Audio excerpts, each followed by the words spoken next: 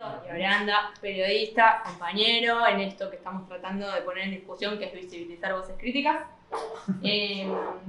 Súper agradecidas de que hayas aceptado tan generosamente venir a charlar con nosotros. Así que bueno, un poco la idea es discutir a partir de la trayectoria de Darío cosas que venimos pensando en el seminario, ¿no? En relación a esto, a qué voces quedan invisibilizadas, cuál es el rol de la ciencia, la evidencia y las comunidades. Y seguramente también conocen esa... Bueno, no, me voy a dejar para la pregunta que tenemos un ratito. Iba a adelantar. De Carrasco, ¿sabes? Sí. Ah, bien. Así que bueno, bienvenido. Bueno, muchísimas gracias por la invitación a las compañeras que mucho no veía. Bueno, llegué medio tarde, disculpa, porque yo quería escucharlos, hablaban, escucharlas, pero bueno, más o menos tuve un pantallazo. Yo no sé qué puedo decir de nuevo, que no sepan, digamos, básicamente. Le dije, de hecho, a Cecilia, bueno, ¿qué preparo, qué hablo? Me dijo, no prepares nada. Entonces no preparé nada, básicamente. Estoy medio disperso, me van a dormir la siesta, yo duermo una siesta todos los días, que es algo sagrado y no dormía, así que... ¿Todos los días? Obvio, yo creo que la siesta debe ser casi un derecho humano. Sí, coincido. Lo que pasa es que los porteños no lo entienden. No. Bueno, no soy porteño, eso es algo importante, soy de Gran Buenos Aires. No, hablando en serio, yo siempre que fui en la escuela primaria, secundaria, en la universidad, escuela pública, educación pública, y siempre que me invitan de algún lugar de educación, intento estar. Bueno, es parte del debate y de charlar y de hablar y reflexionar juntos. Es medio raro estar adelante y no hacer una ronda como estamos acostumbrados, pero bueno, entiendo que es por culpa del camarógrafo, compañero. Yo soy periodista, estudié en la Universidad Nacional de Lomas de Zamora. Para mí el periodismo es un oficio. Fui a la universidad, no digo que no hay que ir a la universidad, pero creo que es un oficio como ser carpintero, que se aprende haciéndolo. Está perfecto el bagaje teórico que nos da la universidad o distintas instancias, pero el trabajo, el escuchar a los territorios me parece que es otra cosa, y el reflexionar con los territorios también, ¿no? Desde, con y para los territorios. Y particularmente, bueno, el periodismo me apasiona, debato mucho el periodismo, que es lo que puedo hablar si quieren, y también a partir de conocer a Andrés Carrasco el tema de la ciencia. Yo siempre digo que yo no lo conocía a Carrasco, no sé ni quién era, por ahí me estoy yendo de tema, pero tiene que ver. Y para mí el CONICET era un sello impoluto, ¿no? Yo no eran mis fuentes, digo, mis fuentes siempre fueron campesinos, indígenas, asamblea. Y a partir de conocer a Carrasco tuve un curso acelerado de toda la basura que hay en el CONICET, que creo que es muchísima, y en la universidad pública también. Entonces los escucho muchas veces, lo escuchaba a ustedes, sobre todas las tesis que han leído y los libros que han leído, y está buenísimo. Y a veces me interpela también eso de que terminamos a veces leyendo todas las mismas cosas. Y los mismos términos, usamos, términos que se ponen de moda en la academia y peligrosamente a veces intentan bajar a los territorios.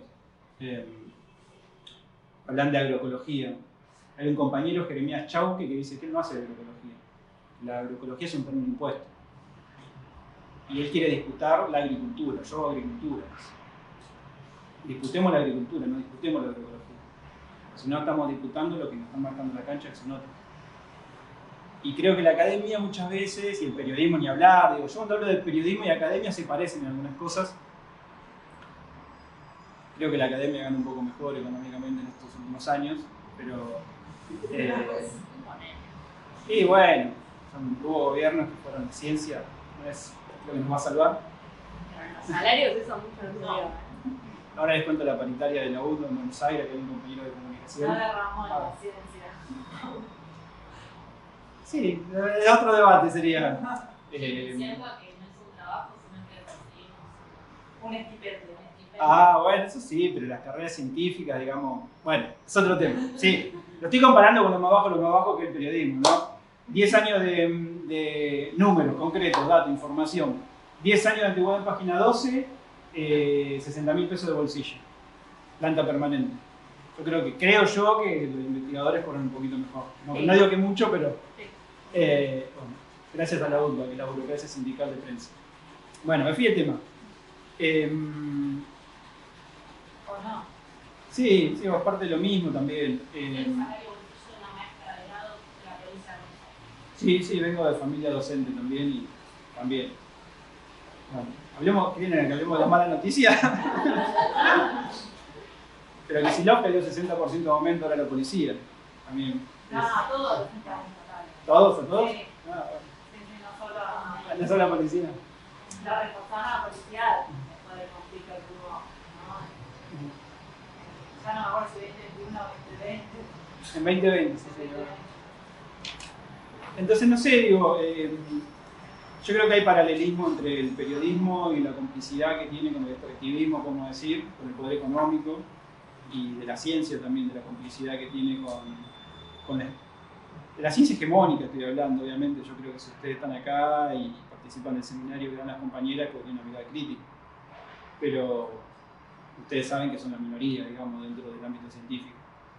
El ámbito científico premia tipos como Alberto Comri, ¿no? Totalmente cómplice de Barañao, de Salvarez y demás. Tipos que se ponen así como el Messi de la ciencia y son muy cómplices de muchos males que pasan. Y después también debato mucho sobre la voz autorizada de la ciencia, porque la ciencia tiene que ser una voz autorizada para todo el mundo, ¿no?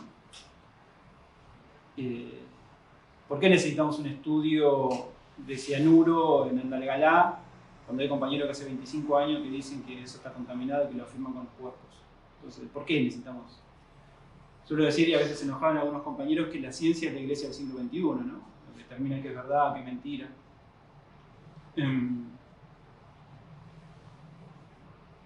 Anoté como muchas cosas que iban diciendo, pero son como ahora ya impertinentes porque quedan como media viejas.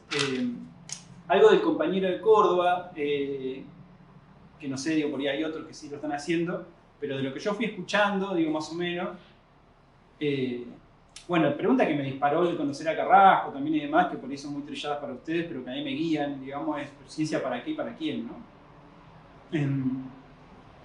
Y de ahí se me dispara rápido la ciencia extractiva, ¿no? Vos el periodismo extractivo también, digo, vos algo paralelo, digo, no qué aburrido. Puedo contarles de periodismo de página 12, que no se puede, no censura y demás, pero por ahí es aburrido. Lo del grupo de ciencia y técnica, ¿lo vieron con el tema petrolero del grupo de ciencia y técnica? ¿Lo compartieron con mis compañeros? Nosotros no charlamos sobre eso. Si querés contar, Pachuco. No, digo, si cuando uno habla de ciencia extractiva, claramente Raquel Chan es como el lugar común, digamos. Yo creo que estamos acá, vamos todos de acuerdo en que es Raquel Chan. Pero hay algunas cuestiones más finas, digamos, ¿no? ¿Qué sé yo? Hay un grupo de litio, que no sé si alguien acá es del grupo de litio, que se venden como progresistas, pero que llaman a explotar las comunidades. Digo, yo prefiero a Raquel Chan, digamos, que se dé frente, que me dice yo defiendo un negocio, quiero ser transgénico, y listo, que alguien que se hace amigo de las comunidades y que después llama a explotarlas. Y en eso el grupo de ciencia y técnica, que hay varios referentes, por ello algunos me olvido ahora, Dora Barrancos, ¿no? Una referente. Muy progre para el aborto, muy progre, perfecto, pero al mismo tiempo llama a explotar petróleo en las costas bonaerenses, a pesar de que las poblaciones dicen que no. Digo, decime si eso no es una contradicción. O no sé. Entonces en eso, digo, hay una ciencia extractiva, digamos, y por ahí la que más hay que marcar para mí es la del progresismo, un cierto progresismo. Pero también hay un extractivismo más sutil, que es el que hacen muchos compañeros y compañeras que van a las comunidades, escriben su tesis, bárbaro, y no aparecen más, ¿no? De eso también hay mucho. Y todo me disparó a partir del compañero que milita y que participa activamente en la asamblea contra Puerto Hermanos. Yo creo que muchos cientistas sociales, y muchos periodistas también, por eso hago el paralelo, no investigan al poder. ¿Cuántas tesis hay sobre el MOCASE? Y hay 500. En un momento el MOCASE no aceptaba más tesistas, digamos, ya está, tenemos todas las tesis. ¿Y cuántas tesis hay sobre Conavia? Que es el origen del mal, digamos, uno de los orígenes del mal. La de Carla. Solamente yo creo que el CONICET tiene, si no me equivoco en un momento, le he hecho en la nota, hay algo así como 8.900 investigadores. Y solamente Carla Pot había investigado la CONAVI. Y porque es más difícil investigar el poder. A nosotros nos pasa, al periodismo le pasa también. También CONICET no te avala tus proyectos, no podés seguir tu carrera científica. O sea, eso le pasó a Andrés, digamos, que él se envió y no le habían evaluado su último como escalón para tener. O sea, no se investiga el poder porque tampoco te dejan investigar el poder, me parece. Ah, por ahí no te dejan ahí, en otro lado sí. Digo, en CONICET en particular, o sea, es cierto la lectura que vos haces, pero también muchas veces después no te renuevan las becas o viene otro tipo de persecución dentro de esta institución específica. Yo te hago el ejemplo en el periodismo, no puedo hablar de la ciencia y cada uno sabe. A mí en el periodismo, o sea, trabajo del año 2003 en Página 12 y hay un montón de cosas que no me dejaron decir. Ahora, yo hubiera sido, seguramente hoy podría ser jefe si me hubiera alineado con lo que decía la empresa. De hecho, hay pibes que entraron hace 5 años, dicen todo el tiempo lo que quiere la empresa y ellos son editores. A lo que voy es, una vez leí a Claudia Acuña, una compañera de La Vaca, una cooperativa de La Vaca, hablando de periodismo, pero para mí hay paralelos. Decir la verdad tiene un precio, no decirla también. Ahora, si somos periodistas, y yo puedo decir, si somos cientistas sociales, bueno, una cosa es con qué pagamos el alquiler y otra cosa es hacer ciencia comprometida o otra cosa es hacer periodismo de verdad. Para mí, digamos. Entonces, lo vuelco al periodismo. Para mí lo de Claudia es revelador, digamos, revelador me abrió la cabeza, yo lo leí hace 20 años, vuelvo al periodismo. Rodolfo Walsh escribió la obra maestra del periodismo de los últimos 40 años y ningún editor se la pidió, la Carta Abierta de los Argentinos, la Carta Abierta de la Junta Militar. Y no la publicó ningún medio, porque nadie se la iba a publicar. El tipo la escribió, sabía que le iba a costar la vida o que le podía costar la vida y la mandó por correo postal. Entonces, a mí me da mucha vergüenza dentro del periodismo, muchos compañeros y compañeras que lo reivindican, pero al mismo tiempo la primera vez que le dicen que no a su nota de denuncia de algo, van corriendo, tiran el sumario y se ponen a escribir lo que le pide el editor. Yo me cuestiono, digo, yo llamo, no sé, también me gusta provocar en eso, pensar qué hacemos, para qué lo hacemos y con quién lo hacemos. No digo por eso que nos demos con el látigo y demás, ¿no? Esa cultura católica, disculpe si soy un católico. Algunos me dijo que no, que más judío-cristiana me decía. Si mi vieja me escucha me mata, es muy católica y siempre usa algún ejemplo, me dice: soy el único de mi familia que no tomo la comunión porque justo mi hija se enfermó re mal. Y yo le digo, bueno, Dios no quiso, le digo y siempre me pierdo. El día mi hija me preguntó qué pasaba en Pascua y me perdí. Pero bueno, volviendo. No sé, a mí me parece que el periodismo y la ciencia comprometida, debería investigar el poder, cuestionarlo, interpelarlo, ser incómodo. No se puede hacer todo el tiempo, no puede hacer todo el tiempo, va a estar tirando bombas, digamos, pero... y después esto de cuáles son nuestras fuentes, digo, para mí es un punto en común. A mí en Página en un momento yo había hecho unas notas sobre el fracking en Vaca Muerta cuando comenzaba y no me dejaban publicarla y era porque había una dirigente mapuche. Yo había puesto la nota en la cabeza, le decimos el primer párrafo que resume lo más importante. Y una dirigente mapuche, bueno, tiraba con todo a Cristina en ese momento, a Galuccio, yo lo puse en la cabeza, una parte más importante. Y el tipo, el editor, lo quería sacar, yo para todo esto ya había tenido un problema grande de censura, denuncia pública. Y el tipo agarra un argumento que me dio el tipo y me dice, bueno, además me dice, Página 12, Diario Progresista, además es una mapuche, me dice. Si por lo menos fuera una científica, me dice, lo dejamos, me dice. Las fuentes, ¿no? Pero al mismo tiempo, obviamente que esto fue reburdo, brutal, indignante, digo, se me decía, no sé. Pero yo creo que todos tenemos, muchas veces combatimos, así como a todos nos atraviesa el capitalismo, a todos nos atraviesa el patriarcado, el machismo, a todos nos atraviesan las cuestiones de clase, y las valoraciones que muchas veces tenemos. Y yo hace 2 años estoy trabajando en una agencia de noticias, se llama Tierra Viva, y reflexionamos mucho sobre estas cosas. ¿Qué fuentes queremos que aparezcan, que más aparezcan?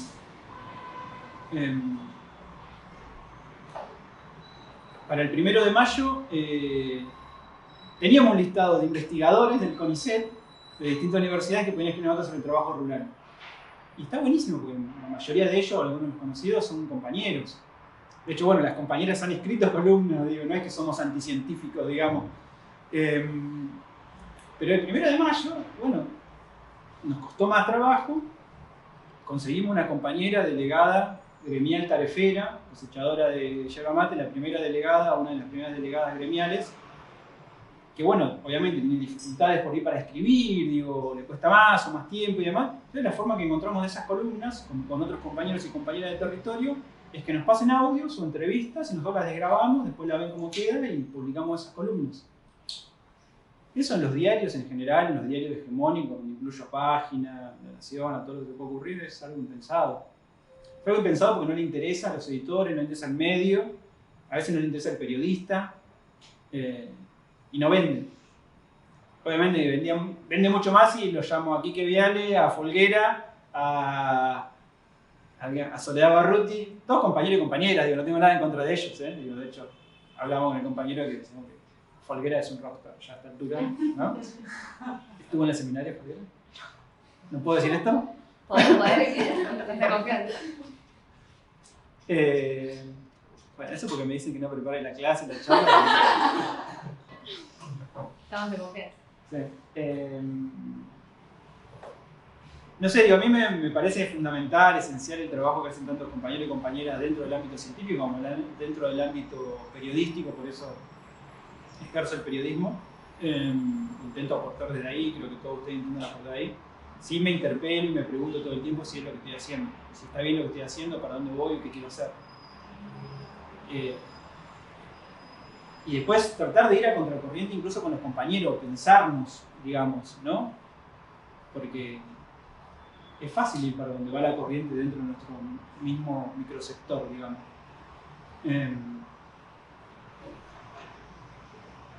Y pensando, digo, nada, en cosas... Bárbaro hablar de la ecología y soberanía alimentaria. Bueno, ¿qué entendemos? Bárbaro hablar del empoderamiento. Otra cuestión que, palabra difícil y que... No sé por qué los científicos hablan difícil y escriben difícil. No sé, nunca lo entiendo.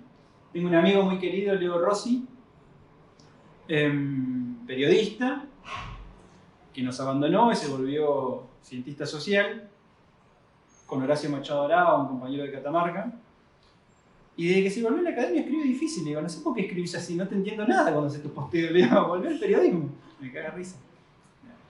Bien lo digo. Yo creo que hay muchos puntos en común y que nos potenciamos muchas veces. La comunicación. Bueno, ya lo decía Andrés, digamos. Además de hacer investigaciones comprometidas, piola, que sumen a la lucha, hay que salir a decir.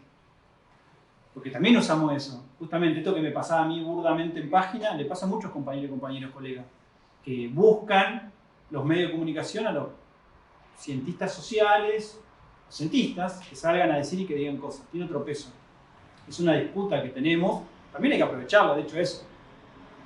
Yo voy a charla y me preguntan sobre Andrés. Andrés era científico, no era un militante, digamos, o no era solo un militante, o bueno, podemos abordar qué era.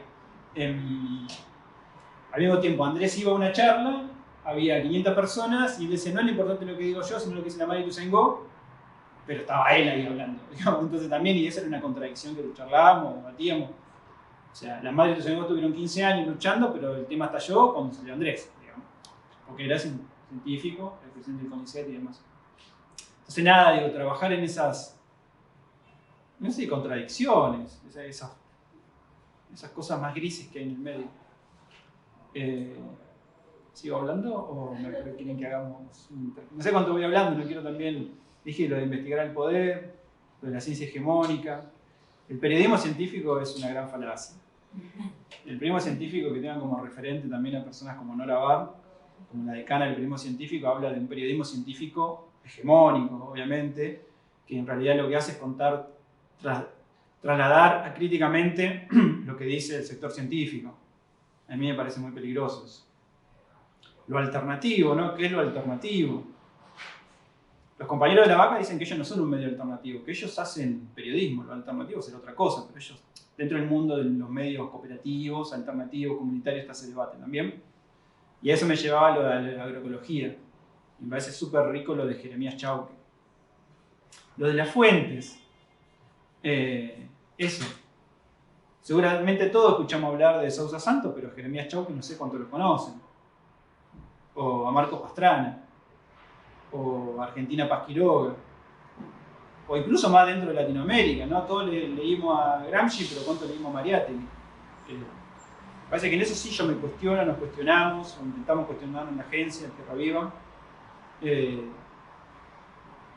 Nada, hay autores que se ponen de moda, ¿no? Cuando fue el 2001, ahora 20 años del 2001, me acordaba cómo hay autores de golpe que se ponen de moda y todos vamos repitiendo esas lógicas.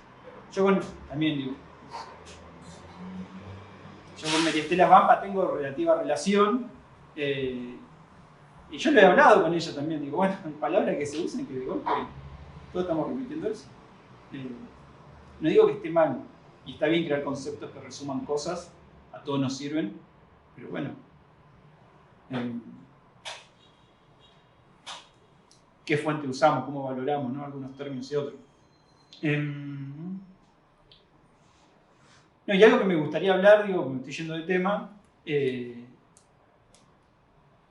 la lucha contra el extractivismo, ¿no? Porque hablaban ahí qué es política de Estado, digo, no sé, crear una dirección de agroecología desfinanciada con 5 personas, y no lo digo peyorativamente, son compañeros, ¿eso es una política de Estado? ¿O lo hacen para lavar imagen? Otro gran debate es el rol de los movimientos sociales, esa es otra cosa que me pensaba. También tenemos que ser críticos para con los compañeros. Yo no digo ventilar todos los trapitos del sol, digamos. En el periodismo no lo hago, básicamente, así que lo reconozco. Pero yo vi muy de cerca cómo fue el camino del Mocase, vía campesina luchador, al Mocase, vía campesina aplaudidor. Y lo vi muy de cerca. Y yo en un momento no me lo banqué más y salí a decirlo públicamente. No, a ver, no me parece bardear ni... Pero sí argumentar, bueno, compañeros, esto para mí está bueno. También me pasó con Félix Díaz, digo, por usar otro ejemplo. Y parece que uno en algún momento tiene que dejar de tener una actitud a veces paternalista, a veces cómplice. Insisto, no por eso salir a hacer del juego al enemigo y empezar a hablar de todo lo que uno va conociendo y que tiene diferencias, pero me parece que hay ahí grises para explotar.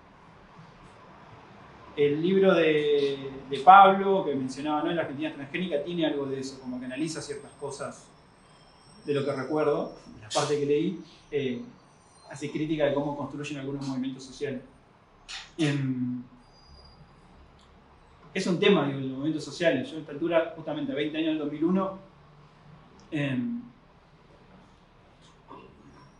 creo que así como hay una burocracia sindical, la UTBA, en prensa, los gordos de la CGT por otro lado, claramente, creo que hay una burocracia social también y que hace funcionar los engranajes de las cosas a veces. No digo que tienen la misma responsabilidad, no digo eso, pero digo que hay niveles de responsabilidad. Yo he escuchado a varios dirigentes sociales hablar que ahora no estalla todo a pesar de los índices de pobreza, indigencia y demás. 6 de cada 10 pibes es pobre. Díganme si no tiene que estallar algo. Y he escuchado dirigentes sociales que dicen, bueno, ahora no estalla como en 2001 porque estamos nosotros como contención. ¿Ese es el rol de un movimiento social, contener? Digamos. Lo pregunto, digo, no. Y me llevaba a otra cosa más grande, esto lo de las políticas de Estado, lo de los movimientos sociales. Yo creo que la lucha contra el extractivismo, en líneas generales, digamos, deja en offside a muchísima gente, incluso a muchos compañeros y compañeras, porque entre otras cosas la lucha contra el extractivismo lo que marca es los límites conservadores de la democracia actual. Yo creo que tenemos que discutir la democracia. Y no por eso, siempre cuando digo esto, discusiones familiares de domingo, no, porque la dictadura, no. Si cuestiono la democracia no quiere decir que quiero la dictadura, quiero una democracia real. Entonces, yo he escuchado a muchos compañeros y compañeras decir, bueno, pero Vaca Muerta lo necesitamos, ¿cuántos mapuches hay? Onda. No, o sea, no entendieron nada. Por un lado te hablan de derechos humanos, marchan los 24, y después cuando reprimen, miran para otro lado. Reprimen en Agua Rica, en Andalgalá, miran para otro lado. Me parece que en ese sentido la lucha contra el extractivismo es política, es económica, es histórica, y es para debatir la democracia. Yo creo que la lucha contra el extractivismo, sobre todo en las asambleas ambientales, depende de cómo estén cada una y demás, también con su diversidad, enorme diversidad, son las que se mantuvieron vivas después de la debacle de 2001 y que cuestionan eso, lo cuestionan no porque quieren la dictadura, que quieren una democracia actual y que ningún burócrata en Puerto Madero o en la Casa de Gobierno va a decidir el futuro de esos territorios. Entonces ahí también nosotros tenemos que decir de qué lado estamos. Me parece que ahí sí es una... No sé, al menos yo lo siento así. Y no por eso ser panfletario, ni ser eso, adicto a lo que piensan los movimientos. Yo me pienso como periodista, a alguna compañera me decía una vez, el tuyo es re cómodo, sos periodista, criticás todo. Digo, no es eso. Intentá la mirada crítica y vas construyendo donde vos podés, digamos. Y ver dónde sumás, dónde ponés tus porotos. De distintas maneras, yo creo que muchos de ustedes están seguramente investigando porque están poniendo porotos, van sumando para ciertas luchas. Estoy yendo como por la tangente, digamos. Acá anoté la tesis de Trenkelauken que mencionaste, Paula, pero te la voy a pedir porque no la conocía. Investigar el poder, además de hacer hay que decir, salir a decir. Y hasta ahí llegué. Pues ya, en realidad pensaba en Porta, pensaba en varias cosas, en esto, ¿no? También la discusión que daba el compañero, estaba hablando en el pasillo, la discusión del tema legal. Como también ese es un saber técnico. Como el saber técnico muchas veces se impone sobre las lógicas. Cuando digo se impone, no quiero decir incluso como algo malo, como algo premeditado, pero le va corriendo el eje a la lucha, a la organización. ¿Ya te vas? No. Cierren la puerta, no se puede.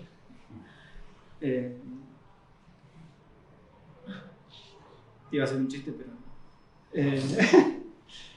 nada, me parece... Yo creo mucho en esto, en que cada uno aporta de su trinchera, digamos, del periodismo, de la ciencia, de lo legal, pero sí a veces pienso en eso, que nos falta nuestra mirada crítica del nicho donde estamos construyendo y demás. Y después otra cosa, digo, vinculado mucho al periodismo, pero también a la ciencia, justo charlamos con el compañero en el pasillo, también tenemos que mostrar, por ahí más para el periodismo esto, pero también para la investigación, tenemos que mostrar los triunfos de las luchas populares. Y hay distintas formas de medir ese triunfo, digamos, ¿no? En el año 2003, en página 12, cuando uno escribía transgénico, había que explicar entre paréntesis qué era un transgénico. Cuando escribía glifosato o Roundup, había que explicar qué era. Y hoy Monsanto es mala palabra. No digo que todo el mundo sabe quién es Monsanto, pero de hecho tuve la posibilidad de entrevistar informalmente a una trabajadora, ex trabajadora de Monsanto, y ella me lo contaba así, y de hecho me hizo caer un poco la ficha de ella. Decía, yo cuando empecé a trabajar en Monsanto, yo iba con la remerita, la camisa de Monsanto a todos lados. Llevaba a mi hijo a la escuela, o por ahí salía en la urbe, iba al cine. Y yo esto me dijo hace ya varios años, yo eso no lo puedo hacer ahora. Yo me cambio, me saco, no quiero que me identifiquen con Monsanto. Dentro de mi familia me cuestionan por trabajar en Monsanto. Eso no pasaba. Eso es un triunfo. También. No es solo Esquel, o no es solo Mendoza echando a la minera, o no es solo P&P en Misiones recuperando 600 hectáreas frente a Alto Paraná, sino eso también, digo, pues muchas veces nosotros no lo vemos. Que hoy haya, justamente hablando, me hace todo crítico de la ciencia y la academia, que haya 35 cátedras en alimentaria, es porque hay compañeros y compañeras que están luchando en esas cátedras que antes, hace 10 años, habían pasado. Creo que la de La Plata tiene 15 años, o más, no creo que es en 2002. Entonces también digo, valorar un montón eso, cada uno aportando y luchando desde ahí. En realidad compartir un debate que tuvimos con Berti la semana pasada, con el anterior, con respecto a que muchas veces la palabra ambientalista tiene una carga negativa y cuando estamos hablando de los conflictos en los que estamos trabajando en territorio, ¿no? Entonces, muchas veces cómo termina siendo la palabra ambientalista una palabra clave para desactivar o romper no sé si es romper la palabra, por ahí podemos buscar otra, ciertas demandas, ¿no? Cuando vamos y decimos, bueno, no queremos el glifosato porque está comprobado que causa esto y esto. Entonces, yo vivo en General Rodríguez, hace 2019 se intentó llevar adelante un proyecto de ordenanza. Yo soy una persona fumigada, tengo a muy pocos metros un campo de soja, también producción hortícola. Cuando llamamos, mi experiencia fue llamar por teléfono a la municipalidad, llamé por teléfono al COU, llamé por teléfono a la policía, llamé a la fiscalía y me dijeron que no había ningún delito ahí. Y además de que no había ningún delito, la policía ambiental me dijo que está en San Martín, me dijo que tenían dos ¿cómo se dice? Estas camionetas tienen un nombre. Y que una de ellas estaba en una patrulla. Gracias. Una patrulla estaba en un accidente de tránsito que los llamara cuando se volvieran a fumigar. Así fue. Una fumigación con un alambrado por medio, una escuela primaria, la número 22 de Luján y el jardín de infantes. Y los medios, que son muy poquitos en Rodríguez y que todo bien, pero no son muy copados, sacaron la nota y lo que invalidó el reclamo fue que diga ambientalista. Y después, cuando se intentó llevar adelante un proyecto de ordenanza, fue los chacareros y los ambientalistas, como los que producen y los vagos que no producen. No sé cómo es. Fue muy corto, digamos, y esto lo charlábamos, porque como en todos los lugares, esta carga negativa al concepto. Bueno, nada, quería como preguntarte qué pasa con esta palabra en el medio periodista. Si ustedes tienen este debate, se tienen en cuenta. Si... Yo no uso la palabra ambientalista, a no ser que me pida el compañero, la compañera o algo ambientalista. Yo hablo mucho de socioambiental, de lucha socioambiental. Pero es un debate, es verdad que está cargada peyorativamente muchas veces. Una vez un editor me editó en página hablando de la madre de Ituzaingó. Y hubo una pelea porque yo le dije, Sofía Gatica, por decir una, que quizás es la más conocida, pero obviamente no la única, le digo, no es ambientalista. Murió un niño, murió una hija, digo, estuvo enferma. Digo, salió a defender la vida, digamos. Pienso un montón de personas, digo, pienso en Pablo Quintana, un periodista de Esquel, no es ambientalista, es periodista, tuvo que salir a defender su territorio. Entonces, yo creo que sí, o sea, yo puedo tener mucha diferencia con Claudia Acuña de la Vaca, pero nunca la había abrazado el poder, digamos. Y eso habla de Cenital. De golpe veo compañero o compañera subiendo nota de Cenital, ¿no? Un medio también, digo, súper financiado por un montón de empresas, de chequeado en algún momento también. Nadie es inocente, nadie es ingenuo, nadie es neutral, digamos. Entonces, a mí la confusión dentro del progresismo me parece muy preocupante, digamos, cuando es bien intencionada. En su momento yo me tomaba el laburo de con ciertos compañeros o compañeras escribirle y no sé si explicarle, compartirle pareceres, pero después por ahí puede ser y me hago cargo y disculpen que estoy como en una etapa intolerante. Que ya... Y sí, porque si Jóvenes por el Clima sale hablando en la Paco Urondo diciendo que Argentina es pobre y necesita extractivismo, y yo no tengo ganas de llamar a Bruno Rodríguez y decirle que hay sobradas pruebas de 500 años de historia que muestran que ese no es el problema. Ya está, elegiste un camino. Y bueno, me decían algunos compañeros, bueno, son chicos, no, bueno. Que juega la pelota ese chico, que no. Bueno, perdón, pero cierro la etapa intolerante. Le Monde Diplomatique, publicando a Escaleta, un tipo que pide represión para las comunidades. Entonces, dentro del gremio de prensa yo tuve muchas discusiones. Para mí, a veces estaba mal visto hacer periodismo de periodista. No, claramente hay que hacer. Porque, ¿cuál es el límite? yo puedo hablar con cualquiera, puedo hablar con cualquier colega que vote al que quiera, que haga campaña, que esté identificado. Ahora, cuando vos justificás una represión, ya ahí es un límite. Para mí es un límite. No sé si a todos les pasó, digo, yo he perdido algunos amigos durante el kirchnerismo, digamos, con Manu nos vimos más después de terminar la cuestión, y para mí el límite era cuando avalás una represión. En su momento decían, no, vos con tus críticas a Infran en ese momento estás haciendo funcional en la derecha. O sea, ¿qué es funcional en la derecha? El que se vence en las represiones en el campo popular, compañero. O sea, van a cumplir 20 años de Darío Maxi. Aníbal Fernández sale hablando como vocero del gobierno. Tuvo que pasar 2 años para que te des cuenta de lo que es este gobierno.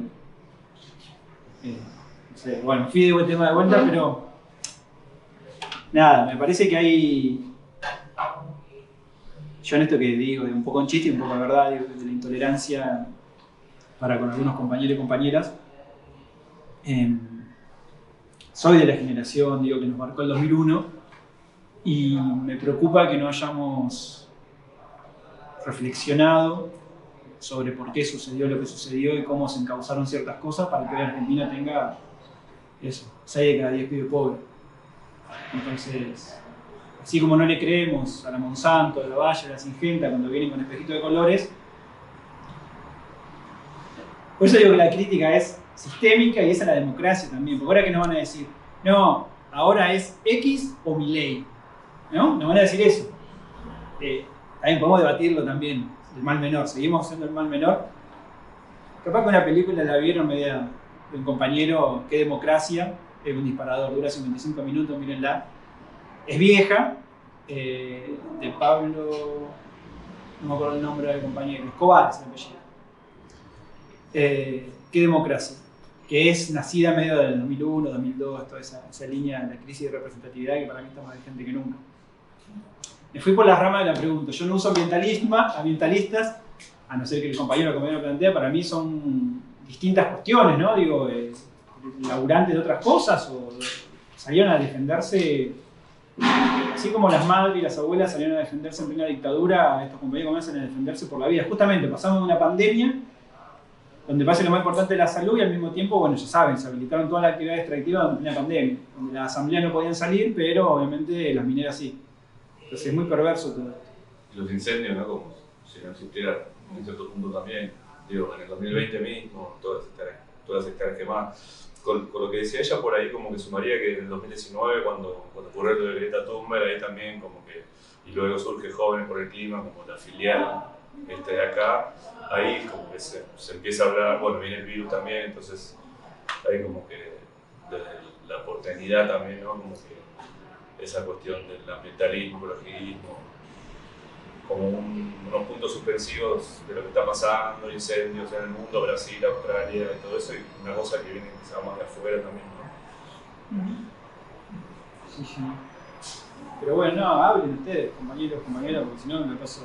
Pero ya me disparaba otra cosa, lo del cambio climático, la crisis. Para mí está todo conectado, o sea, y esto que vos planteabas de la crisis de la democracia, yo lo vengo pensando hace bastante. Y creo que ahí está un poco la respuesta a todo esto que venimos preguntando, porque yo te escucho hablar y escucho hablar mi yo interior y tengo como muchas ahí contradicciones, ¿no? de todo lo que pasa, porque pienso a mi propia lógica, o sea, yo tengo una beca que la paga el Banco Mundial, o sea, y yo no soy ajena a eso, y lo sé, pero bueno, trato de que mi investigación sea por lo menos ponerle voz a los pueblos que están siendo fumigados y que buscan otra alternativa a este modelo. Pero me parece que va por ahí. Pero no, para no entrar en el debate, yo te quería preguntar. Sí, entremos en el debate. Bueno, sí, ¿por qué no? ¿Por qué no? Te leo en página 12, así que te pongo cara ahora. Te conozco por Norma Yarraca, seguro la conoces o no, sí. O la conocías. Sí. Pero te quería preguntar básicamente cómo fue que llegaste a Andrés Carrasco, porque si bien vos venís escribiendo sobre toda tu trayectoria, esto que venías contando, pero cómo fue que llegaste a conocerlo a Andrés, digamos, porque en el seminario venimos discutiendo varias cuestiones vinculadas a Andrés, y por ahí contar esto más biográfico tuyo, cómo fue ese acercamiento, por qué Yo no lo conocía a él. Yo había escrito justo una nota sobre las madres de Barrio Ituzaingó, un fallo judicial, un amparo que se había dado. Sale esa nota y me llama. Yo, la verdad, yo no me acuerdo si fue por la asamblea de Esquel o fue por Norma Giarraca justamente, que yo tenía ya relación con ella. Me llama Andrés, se presenta quién es y que tenía un trabajo que había hecho, que no estaba terminado, pero que estaba muy avanzado con ya los resultados. Y yo la verdad que no era mi fuente, a lo sumo sí, científicos como Norma Giarraca, Miguel Tehual, bueno, por ahí Maristel yo la conocía, no sé, pero nada del palo más de ciencias duras, digamos, no sé cómo se dice, pero de ese palo. Y él notó que yo le desconfiaba, la verdad ahí se daban un montón de operaciones y demás, y él me dejó sus datos, y yo lo que hice fue llamar al diario, a los editores, y al toque que le dije a Andrés Carrasco, el subeditor que me tocó, sí, me sacó la ficha, me sí, fue presidente del CONICET. Yo ni siquiera lo googleé, digo, la verdad que llamé al editor, justo tenía que hablar por otro tema. Y se dio muy curioso, se dio que justamente, como era tanta la efervescencia a mí, previo a la 125 en página 12, era muy marginal, no me dejaban casi escribir de agro. Porque sentía que no le importaba, sentía que, de hecho, el concepto que había, o que hay, es página es un diario porteño, o sea, cobramos lo que pasa en la ciudad de Buenos Aires. De allá de golpe le venía Santiago del Estero, San Luis, Chaco, Formosa, el porteñismo básicamente, o de cierto porteñismo, para ser justos. Y fue la primera vez después de la 125 que me pedían notas. Me decían, bueno, como sabían el perfil de lo que escribía, me decían, ¿qué querés publicar o qué tenés algo? ¿Viste? Yo no soy de planta permanente, no estoy todo el día en el diario, soy colaborador externo, entonces cada vez tengo que, colaborador en realidad es una figura precarizada. Sí. Hablando de precarizados, tengo que proponer notas o el editor me tiene que pedir, o sea, coincidir en qué queremos publicar. Se da muchas veces que propongo cosas que el diario no quiere. O sea, minería en San Juan no se puede escribir hace 8 años, para un ejemplo, por obvios motivos. Y en ese caso lo que hizo el editor, sí, no, Andrés Carrasco, presidente del CONICET, Y yo, bueno, pero me dijo que todavía no está, me dice, va a estar en un par de semanas. Y el subeditor, ya me enteré después, lo llamó a Carrasco como para apurarlo, para publicar, en el mejor de los sentidos para apurarlo porque le servía. Y Carrasco tuvo algo que no me conocía a mí, más allá que teníamos evidentemente conocido en común, dijo que no, que él ya había hablado conmigo, que lo iba a publicar conmigo cuando esté listo. Y bueno, y de ahí después lo conocí, fui a medicina ahí en la UBA y me compartió el trabajo. Había muchas cuestiones técnicas, tuvimos como una semana, no todo el tiempo, pero yendo y viniendo con cuestiones técnicas que yo no terminé de entender, porque además no era mi campo, digamos. Y después finalmente salió esa nota y que fue la tapa del diario un lunes y ocasionó como un quiebre en ciertas discusiones, fue importante, digamos, para la asamblea socioambiental. Y después, bueno, yo creo que lo saben, Paula tiene una tesis justamente sobre Andrés Carrasco, así que lean a Paula que tiene mucho más detalle que yo. Sí, él tuvo como una decisión también antisistémica de la ciencia hegemónica de por qué darlo a conocer en un diario y no en un paper. Y él tenía ciertas cosas, digo, no sé si, no para los compañeros obviamente, pero muy crítico de sus pares, incluso de sus pares a veces cercanos, digamos. Ya fui bastante crítico de la ciencia, no voy a repetir lo que decía Andrés porque me van a terminar puteando y no me van a invitar más, así que, pero era crítico. Había un científico en un momento que había investigado, después de Andrés, había investigado, yo lo cuento además porque lo escribí en algún momento, en la nota de despedida a Andrés, había investigado el efecto de los agrotóxicos en los anfibios y la persona tenía mucho miedo en salir a hablar porque sabía lo que le podía pasar, digamos, como le pasó a Andrés. Y bueno, y Andrés fue muy crítico, diciendo como para quién investiga, si investiga para los sapitos o investiga para el pueblo, con quién le paga el salario, digamos. Y tuvo una frase, no puntualmente de ese caso, pero en otras discusiones que tuvimos, que era que el ámbito científico, yo lo hago extensivo al periodismo, por eso, para que no me peguen solo por los cientificistas, sino por los periodistas también. Él decía que el ámbito académico, el ámbito científico, había como una legión de cobardes. Él era amigo de varios que hoy son conocidos, muy conocidos. Él era muy conocido, no era amigo, pero era conocido de Banañao, digamos. ¿A qué venía esto? ¿A cómo lo conocí? Lo conocí ahí, lo vi menos veces de lo que muchos imaginan. Teníamos un trato cotidiano, pero nos vimos muy poco, nos habremos visto 10 veces en 6 años, 7 años que duró. Yo cuando escribí sobre él dije, yo fui parte, o cuando lo conocí puedo hablar de los últimos 7 años de su vida, que sé cuando sí, digo. Yo estoy reconstruyendo un poco la historia de Andrés desde su inicio, digamos, porque muy atrasado, estoy escribiendo un libro no sobre Andrés, sino sobre la ciencia justamente, sobre el modelo extractivo, sobre el rol de la ciencia en el modelo extractivo. Y ahí conocí muchas cosas, digo, de su vida, digamos, que nunca la... yo cuando él murió lo lloré mucho. Lloré... Como hasta ese momento creo que nadie había llorado, digo, como muchos días, digamos, mucho tiempo. Yo me sentí en la obligación de cuando me llamaban de alguna radio, en página no me dejaron escribir, porque ya Andrés era enemigo del kirchnerismo, digamos, entonces me dejaban escribir. Escribí en La Vaca, en la cooperativa de La Vaca. Ahora después me di cuenta que está filmando, ¿ves? Digo, yo estoy mandando en cámara, pero bueno, vos la editás. Y me pregunté por qué lo lloraba tanto. Digo, por un lado, digo, me llamaban para hablar de él y yo me sentía con la obligación de contar de él, y me quebraba al aire. Digo, me pongo una entrevista puntualmente en la radio comunitaria.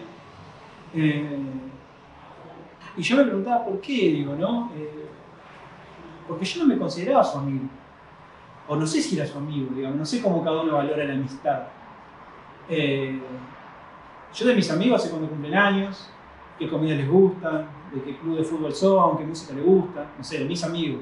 No digo que por eso valoro, no es que tengo etiqueta de amigo por esto, pero no sé, digo esto, ¿no? Vamos a los cumpleaños, nos juntamos, nos peleamos de política. Y de Andrés no sabía casi nada de eso, digamos. He ido una vez a su casa, miento, no he ido nunca a su casa. Fui después, cuando fue sesión, después el hijo fue a vivir ahí, lo entrevisté al hijo en la casa que era de Andrés. Y yo creo después, reflexionándolo y pensándolo, y capaz que cambio después, ¿no? Yo creo que, obviamente, que me marcó en mi vida, ya sea en estos simples, si quieren, la mirada que tengo a la ciencia, pero también porque viví como muy cerca lo que él significó y significa para las asambleas socioambientales, para los campesinos, para los que luchan, ¿no? Que dejaba muchos compañeros y compañeras que daban, vamos a decir, de una manera, no digo que la mejor manera que voy a resumir, digo, no encuentro la palabra ahora, se quedaron huérfanos, digamos, de un tipo de su talla, de un polemista, dejándolo su rol científico, era un gran polemista. Él podía hablar y debatir con cualquiera y era muy bueno.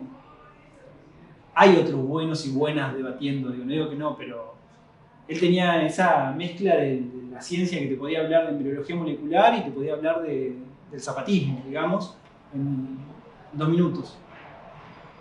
Y nada, yo creo que por eso en parte, yo creo que es una... Cuando pasa esto, lo del trigo transgénico, digo, sale entre compañeros y compañeras, ¿cómo no hace falta Andrés hoy? Sí. No digo que no haya otros compañeros y compañeras muy importantes y que salgan a debatir y demás. Y a mí lo que me queda de él, entre otras cosas, es que él, me remito al principio que venías vos y que yo pensaba que estaba Claudia Acuña, él decidió ir contra el poder. Y él sabía que eso tenía costos. Obviamente que yo no creo que él sabía que iba a morir, digamos, así, de esa forma, tan rápido. Creo que no, nunca lo hablé con él. Pero... Y decidió pagar ese costo. Yo creo que en la nota esa de despedida, supongo que él tenía todo para ser parte del establishment científico. Y él decidió que no. Podemos hacer, yo tengo algún argumento porque él decidió que no, digo, hay otros que tienen otros, digo, pero él cuando pide la recategorización del CONICET, no sé cómo es la etapa superior, no sé cuál es el término, el escalafón, él sabía que no se le iban a dar, pero él estaba cuestionando ahí el poder, digamos, y a los cómplices del poder, porque ahí había una mesa evaluadora, había 3 evaluadores, uno totalmente del agronegocio, pero había otros que eran progres, ponele. Una de las evaluadoras de Andrés tiene una hija que es antropóloga, que cuando yo hice esa nota después me... Nada, compañera, piola, se re enojaba porque decía que la madre era una cómplice del Marañao. ¿Qué engranaje ocupa cada uno? Yo creo que en eso tenemos que hacernos cargo de la ciencia, de cada lugar, digamos, pero en el periodismo, no hablamos de la ciencia, desde el periodismo tenemos que hacernos cargo. Escribir una nota o no escribirla tiene un costo. Vámonos cargo. En página no me deja escribir tal cosa, bueno, lo escribo en otro lado. Esta carta que Claudia Acuña en el año 2001 escribe sobre periodismo y que cita a Rodolfo Walsh, usa una frase muy linda que yo se la robo siempre, pero la cito, que dice, habla de Rodolfo Walsh, que lo escribió la carta a la Junta Militar, la distribuyó en correo tradicional, y dice, hoy es mucho más fácil que nunca antes hacer un medio de comunicación, transmitir cosas. Escribamos en un blog, en las redes sociales, escribamos en las paredes si hace falta, dice. Me parece magistral eso. Es muy esperanzador. Las paredes no van a poder ser de todas las empresas todo el tiempo. Entonces, en ese sentido, esa es otra de las cosas, digo, para no tirar todas malas noticias que hay sin duda, citando otro gran lugar común de la ciencia y la academia y la intelectualidad, el pesimismo de la razón y el optimismo de la voluntad. Nada, hay enormes luchas y triunfos, digamos. Entonces también transmitir eso y transmitir la esperanza, ¿no? O los mundos nuevos que construimos, digamos. Eso también me parece importante remarcarlo. Y muchas veces esos mundos nuevos tienen que ver con los que algunos creen que es viejo, ¿no? Entonces también tener que estar atento. Yo creo que en el periodismo lo que nos pasa es que hablamos más de lo que escuchamos. Y me parece que eso es peligroso. Y en ese sentido vuelvo, digo, a eso, al oído, digo, que escuchar. Nada, sin miradas románticas, así como lo de Andrés y del CONICET, que yo no sabía nada, cuando yo empecé a escribir de pueblos indígenas tenía una mirada re chicken, sí, ¿no? O sea, una mirada de la escuela, no ahora quizás, una escuela en los 90, y fui aprendiendo y no teniendo una mirada romántica ni paternalista tampoco. Porque ese es el otro extremo, muchos compañeros del medio comunitario, popular, alternativo, que van y cubren cierto conflicto desde una mirada condescendiente para con el movimiento social. Y para mí con el movimiento social no hay una mirada condescendiente tampoco. Son compañeros, están en lucha, está claro, pero nada. Yo te daba un ejemplo, tengo un taller de periodismo y daba el ejemplo de cuando fue el pull-off en la resistencia de Cuyamen, de muchos compañeros del medio comunitario como que se vincularon a las luchas indígenas o mapuche en ese momento, y yo creo que hubo ahí errores de cómo cubrir esos temas. Errores que se invisibilizaron al contar la lucha del pull-off en resistencia, se invisibilizaban otras miradas del mundo mapuche que eran bastante distintas al pull-off. Y no por eso le hacían el juego a la derecha, digamos. Entonces tenía que haber dado cuenta de esa diversidad, de esa cantidad de grises. Soy una docente de la UNSAM desde 2010 y a la vez estoy vinculada con el movimiento ambientalista, aunque no lo queramos llamar así, no sé. Entonces en 2019 convoqué un grupo de compañeras, no son todas de la UNSAM, digamos, pero compañeras de la militancia, y presentamos un proyecto en el marco de un programa que hay acá en la universidad, que quizás algunos conocen, se llama Círculos de Estudio, y presentamos un proyecto de un círculo de soberanía alimentaria. Bueno, nada, de alguna forma entonces formamos parte de la red Calizas, que la red Calizas es la red de Cátedras Libres y Soberanía Alimentaria de todo el país, que por más que no somos todavía una cátedra, es algo mucho más incipiente. De todos modos, nada, el intento es de visibilizar la temática en la universidad, que yo consideraba que no la veía como visible, digamos, en esta universidad, y sí en otras. Bueno, yo también estuve cursando la cátedra en nutrición de la UBA y por otros lados. Así que bueno, nada, como que también me parece que está bueno ver desde dónde uno puede meter los temas en los lugares en los que está. Nuestro espacio, la intención es justamente articular las luchas y la gente que está en los distintos roles trabajando con estos temas, tanto académicos como en los territorios, como poniendo el cuerpo, como generar lazos.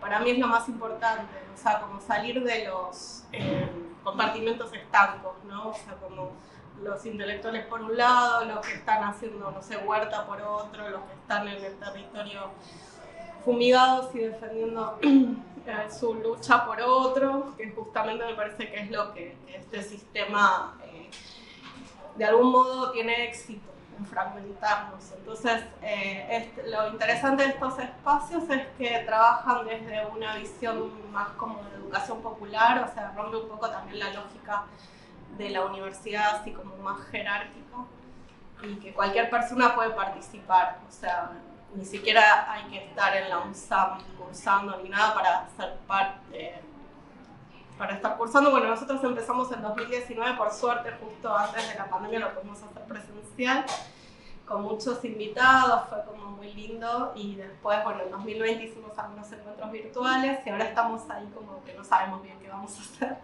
Pero bueno, nada, compartir esto, que somos un espacio que estamos en la UNSAM trabajando con estos temas, somos un poquito, creo que la oveja negra también, o sea, no es, nadie se, digamos, se pone, o sea, de la gente, de autoridades y cosas así, no tenemos visibilidad nosotros, ¿no? Estamos bien como en las bases, pero bueno, yo contenta de haber podido incluir estos temas en la universidad. O sea, yo por otro lado estaba trabajando en secretaría académica, la parte de comunicación, ahora estoy en la escuela secundaria de la universidad, pero más allá de mi trabajo formal eso lo hice como algo extra. Y después, por otro lado, compartir que estuve este fin de semana en el Encuentro de Pueblos Fumigados regional que se hizo en San Miguel del Monte. Y bueno, muy interesante poder estar ahí compartiendo con las personas que están cada uno desde distintos lugares, ahí poniendo el cuerpo en los territorios.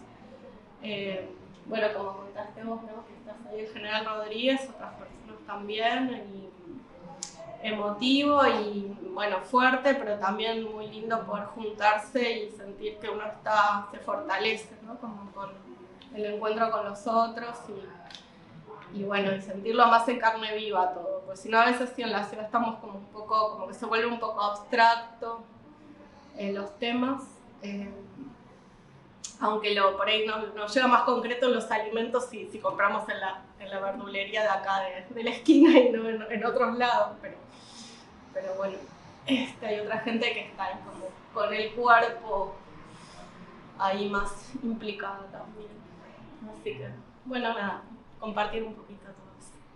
Es una preguntita que ya hice el jueves pasado. Vos tenés mucha cobertura, muchos años de cobertura de las luchas en los territorios. Yo soy un recién llegado, por eso quiero marcar la diferencia. También con la pregunta creo que me vas a poder responder. Yo me conecté un poco con la gente de Exaltación Salud, que están ahí, bueno, fui a ver unas marchas, qué sé yo, y lo que notaba ahí es que hay mucha conexión, especialmente encabezada por mujeres y diversidades, y obviamente movimientos campesinos indígenas, con la cuestión, en este caso, de analizar el agua, que es algo que debería ser el Estado en el país, obviamente, sabemos por qué. Lo que te quería preguntar, no sé por qué necesitaba el caso de Lobos y otros, si más allá de los Mendoza Chubut, si vos ves que hay en estos últimos 5, 10, 15 años una mayor conexión justamente entre los mismos territorios, más allá de campesinos, lo que sea, como algo justamente esperanzador para los nuevos mundos que toman cosas de los viejos mundos, para lo mejor, para un poco para Sí, yo creo que hay una enorme conexión. El ejemplo de Andagalá es claro. Andagalá en la década del 90, en el 97, dio la bienvenida a Minera Lumbrera con los brazos abiertos. Prometieron 5.000 puestos de trabajo, un barrio para 2.000 personas, un hospital de alta complejidad, y creyeron en eso, digamos. Y desde hace más de 10 años, Andagalá es un bastión de la lucha y la resistencia, digamos. Que la tiene difícil, pero está luchando, digamos. Y Andagalá fue vital para que Esquel entendiera que la megaminería no era una opción, también hasta ese punto de vista. ¿Y cómo medimos nosotros esas cosas? ¿Viste? A veces uno dice, no, la lucha de Gualeguaychú no sirvió para nada porque la pastera se instaló del otro lado. había planificado 4 pasteles. Entonces se caló una, sí, es un garrón, digo, ¿es una derrota? Bueno, no sé, depende cómo veamos. Hay diversas formas de verlo. Para mí, digo, en ese sentido, la lucha siempre suma, obviamente, digo, es esperanzadora. No puedo no mencionarlo, tenía una compañera de Chilecito, mencionaba que en esto yo hablo del proceso de representatividad y demás, de la democracia y demás, una enorme escuela de lucha, Sigmund Mokase, más allá de sus divisiones, fue un enorme espacio de... Yo la primera vez que fui en Mokase me partió la cabeza, digamos, si viste ese espacio de bobas y decís, wow, como era, esto era así, digamos. Por eso después me duelen más otras cosas que van pasando después. Pero un espacio fundamental ahí, que hoy por ahí está más chico, más pequeño y demás, fue la Unión de Asambleas Ciudadanas, Unión de Asamblea de Comunidades, hoy en día se llama la UAC. Fue una escuela y una universidad de militantes socioambientales en todo el país.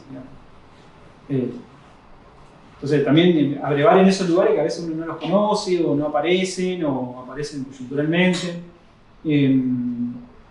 Incluso lo que pasó en la primavera, en Formosa también fue un espacio muy interesante, más allá de los resultados que hoy todavía no está dicho, no sé, sigue un poco esa película.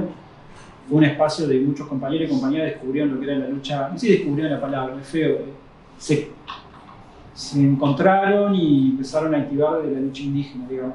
Lo que pasó en el pull-up de Resistencia de Cuyomen también, digo, más allá de esto yo puedo hacer una mirada crítica de cierta cobertura periodística, pero no sé, digo, hace mucho nos hablaba de la lucha mapuche, de la situación mapuche, de manera nacional, digamos, general. De lo que voy a decir me dispara como 2 cosas. Una que me dispara es, un día me llegó un flyer de Varadero, que estaban juntando fondos para hacer estudios de agua por agrotóxicos. Y hay un tema ahí, ¿viste? Como para pensar, para charlar. Yo entiendo a los compañeros y compañeras que están en el lugar y que piden pruebas de lo que ya saben, digamos. Pero también me parece que nos debemos como una reflexión crítica, un debate, incluso debate asambleario, participativo entre compañeros, de si ese es el camino, digamos. Puede ser por algo... Alguien lo dijo, creo, hoy en la previa, que cuando se consiguen las pruebas, después se debate sobre esas pruebas, digamos, se legitiman esas pruebas. Cuando Andrés hizo el estudio, dije, no está publicado. Andrés lo publicó, no vale. Digo, cuando la OMS dijo que era posible cancelar, bueno, la OMS también dice, o sea, hay una película, Los Mercaderes de la Duda, que es un libro en realidad, el libro está en inglés, así que yo no lo leí, si lo consiguen en español me avisan, pero hay una película muy buena que habla sobre el tabaco puntualmente, pero habla cómo nosotros, cuando digo nosotros, digo los que luchamos por otra realidad, digamos, por otra sociedad, por otros mundos, muchas veces seguimos la agenda que nos está marcando el poder. Insisto, no digo para pegarnos en la espalda, pero digo sí, ¿por qué tenemos que conseguir pruebas de esto si ya sabemos que esto está contaminando? Eso lo dijo Meche Méndez el año pasado. En un momento Andrés decía, el glifosato no hay que investigarlo más, ya está. Y él se comenzaba a meter con el glufosinato de amonio. Cuando él dice eso, yo me lo pregunto como periodista, la hago crítica, bueno, otra vez escribir sobre fumigaciones. Y obviamente uno tiene que escribir porque tiene que ser un tema que tiene que estar, digamos. Son la agencia lo cubrimos. Pero también tratar de dar una vuelta de rosca, ¿no? Decir, bueno, ¿qué más aportamos? Que algo distinto. Me remití un poco a eso. Meche Méndez decía en el encuentro anterior sobre la carga de la prueba, que siempre hay que demostrar que... Bueno, pero eso me parece también que remite a nuestra base de sociedad que se basa en el derecho, y el derecho necesita pruebas para demostrar que hay determinados hechos que se producen o no. Y la ciencia también sobre la prueba. Y la ciencia también, digo. Entonces, por eso Sí. hay esa demanda, me parece, detrás de, bueno, hay un problema, bueno, mostrame por qué hay un problema. ¿Se entiende completamente? Sí, hay un montón de No, argumentos. y también es parte de lo que creo que también lleva a tu pregunta de decir, bueno, ¿qué se aprendió en estos años? Y bueno, aprendieron que tocar la puerta y pedir regulaciones y pedir al intendente no sirve de nada. Entonces que es mucho más rápido juntar la plata para hacer una prueba de sangre e ir a un juzgado federal que tratar de pedir al intendente que aleje las fumigaciones, que no las hagan o que cambie el sistema.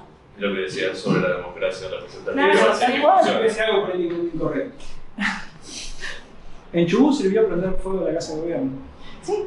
Y hasta ahí, yo soy chubutera. Bueno, yo creo que sirvió. Mirá, no tiene significación hoy en día. Sí, pero el proyecto está. Sí, siempre va a estar el proyecto. O sea- Vos y yo no vamos a morir, van a estar tus hijos y mis hijos y mis nietos. Mientras, como dicen los compañeros, mientras el oro esté ahí abajo, van a querer venir.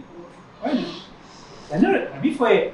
O sea, yo fui al proyecto Navidad a Gastri y Gangán hace 10 años y se venía Panamerican City. Ya estaba como casi Sí, hecho. O sea, está, bueno, está ahí en el territorio, vos lo ves, o sea. pero hace 10 años que está, no está. Y Bueno, pero- depende de qué lado quiera. Sí, Mirá que no dormí el asiento. no, pero te digo, también que prendan fuego la Casa de Gobierno sirvió para que se perdieran las pruebas de la corrupción que viene acarreando Mario Das Neves y todos sus séquitos. Entonces, ¿hasta qué punto también prender fuego una institución sirvió para que se frene? Porque ya que vamos a ver el conflicto lo vemos entero, digamos, porque hay un montón de funcionarios que están teniendo ahora juicios y que porque se quemó la Casa de Gobierno desaparecieron los expedientes. Y mágicamente estas personas que hicieron mucho daño, que permitieron la entrada de Pan American, no sean juzgados. Puedo decir que no van a ser juzgados por prender fuego O sea, a la iglesia. yo creo que también fue una intención. No, lo que hace la diferencia es la gente en la calle. Digo, no lo hace la diferencia una elección, una votación, un estudio científico y demás. Todas las luchas que se han logrado y han triunfado para mí es en distintas medidas. Cuando yo me decían que creo, entre otras cosas, un montón de cosas creo, ¿no?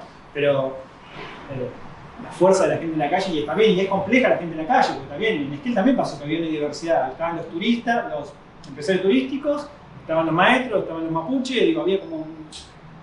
Pero me parece que la lucha es con otros y otras, siempre lo que nos puede hacer la diferencia es la organización, lo colectivo y no dejar la calle. Yo lo que cuestiono mucho de los movimientos sociales es que han dejado la calle, o lo dejaron en su momento, volvieron con Macri y después se olvidaron de vuelta.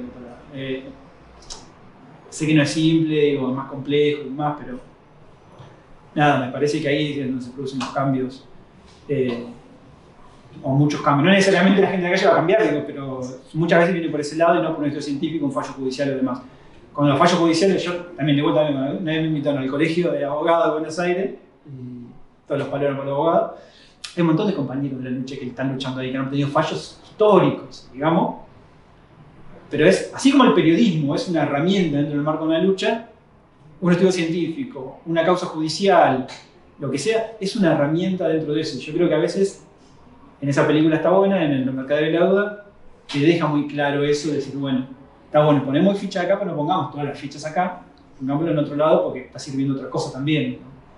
Ya me estoy metiendo en la militancia. No, el tema que también un poco respondiendo a tu pregunta, y es algo que creo, o al menos veo en mi investigación, que atraviesa toda la movilización, pero ni siquiera me atrevo a hablar de movimiento social. En el caso de los pueblos fumigados, es justamente primero una desarticulación, y además que el agronegocio aprendió muy bien de qué pasó en Esquel, y qué pasó en Andalgalá, y qué pasó en Gualeguaychú. Entonces desarticula al primer intento, entonces no permite articular, y por ende lamentablemente no se ha logrado un movimiento social contra las fumigaciones. Paren de fumigar, que parecía que iba a ser, está bastante desarticulado, tiene unas millones de críticas internas, y entonces encontrás en los pueblos que hay 2, 3 personas, 4, y no se logra justamente lo que vos decís que es la lucha. Y ni hablar después de la pandemia, que la pandemia reventó lo poco que quedaba. Entonces en eso estoy más pesimista que vos, ¿viste? Me interesaba rescatar esto de que está bien que se den esos debates, están muy bien, están muy sanos, lo estoy negando, pero digo, al menos hay como cierta crisis también.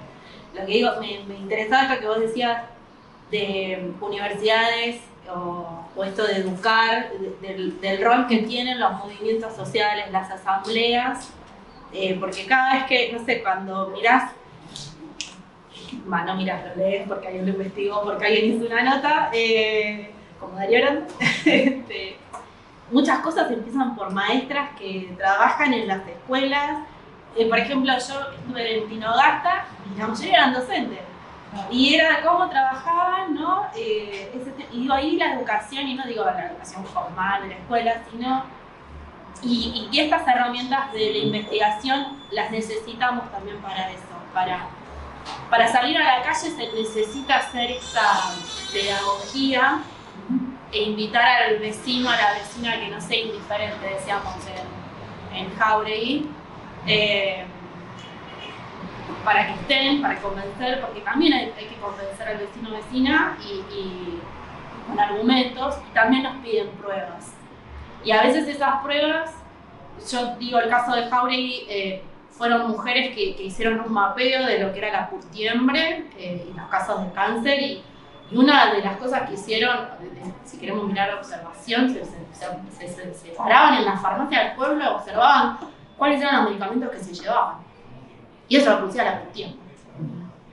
Así de sencillo, sin mucho financiamiento y sin ningún estudio universitario, ¿no? Y estas cosas, me parece que estos espacios también son los que las asambleas, los movimientos, y bueno, me parece que van de la mano. Sí, hay varias cosas. A mí lo del movimiento, un movimiento socioambiental, vamos a decir, único, fuerte, lo pienso en términos de los pueblos indígenas. Varias veces me han preguntado de algunos países que tienen, de América Latina, o tenían, o tienen, un movimiento indígena unificado, digamos, ¿no? Y a mí a veces me han preguntado, o hemos charlado con compañeros, intercambiado, me decían hace años atrás que no. El último intento que hubo justamente fue con la primavera, de unificar, varias luchas, varios pueblos y demás. Obviamente que puede ser algo positivo, pero yo trataba de verlo en cuanto a la lucha indígena puntualmente, trataba de verlo como por la positiva, digamos. Cada pueblo indígena defiende su territorio. Hay alguna minoría por ahí que no, pero bueno, sí, en general el 99% defiende. Y el poder, si fueran todos juntos, serían más fuertes quizás, pero también cortando 3 o 4 cabezas, o cooptando, que ha pasado en el movimiento indígena, le es más fácil al poder tener un solo interlocutor. Entonces, pienso en el pueblo mapuche puntualmente. Tiene como muchas cabezas muy fuertes, miradas distintas, y nunca han podido con todo el pueblo mapuche. Y de hecho ha sido el pueblo que más recuperaciones territoriales ha hecho en distintos momentos de la historia. Entonces la atomización no necesariamente es mala, depende en qué contexto, en qué situaciones y demás. Porque a veces están atomizados y después de un momento se articula y se articula fuerte, digamos. Entonces, como que sería en eso soy un poco más, por momentos, optimista. Y después lo otro que también cómo valoramos las luchas. Yo esto lo aprendí en Esquel, que decían, había ido justo una vez y fui al local que tenían en ese momento, cerca de la plaza, y había 2 personas. En un día de reunión había 2 personas. Entonces, bueno, fue una decepción, ¿no? Me compré la remera, todo bien, charlé, tomé unos mates. Y los compañeros, las compañeras bien, me plantearon como que el ejemplo que utilizaban en ese momento era el termotanque, ¿no? Digamos, cuando hay un problema, cuando pasa algo, se prende. O sea, y cuando no pasa nada, la llama está en piloto.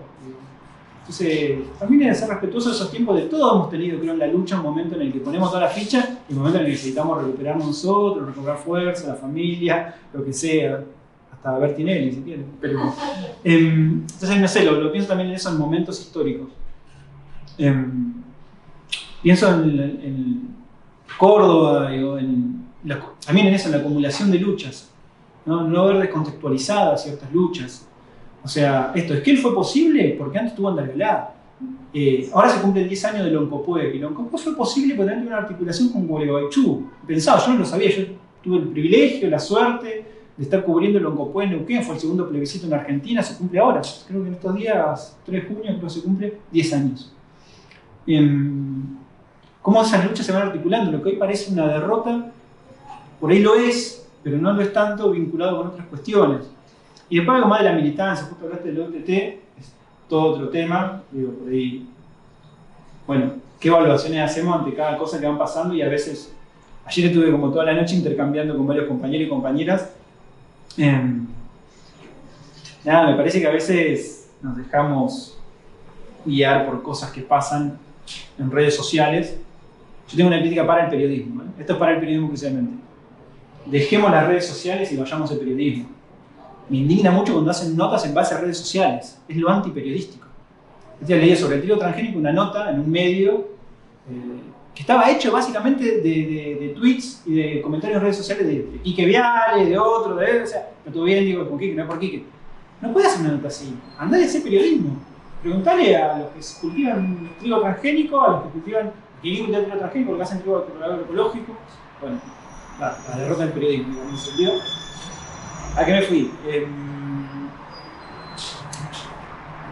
Me perdí en que estaba hablando. De que hablabas con compañeros por lo demás.